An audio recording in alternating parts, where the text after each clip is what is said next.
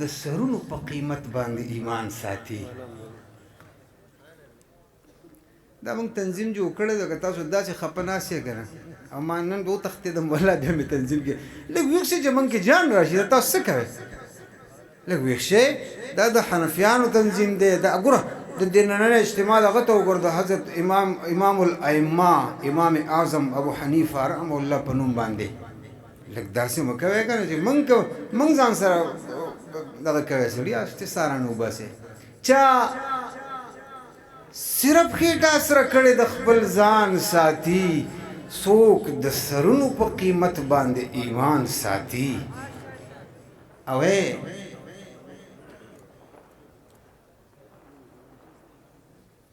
چې په ناموس رسالت باندې خپل سر ورکوي، داسې جذبه خپلو سینو کې دیوبندیان ساتي. نه نه نه نه بس تاسو نه راویښېږئ.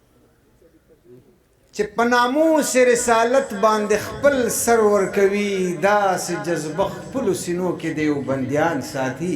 او په یارانه کې د حساب کتاب خبرې نه وي، دروازې دنګې جوړوي څوک چې خان ساتي. خو آخري شعر بس ځکه چې 10 منټه دي، نور مخکې څه نه یم. اوس هم هغه منافقین لا په سپونو کې شته، راځي جومات ته خو ترخونو کې بوتان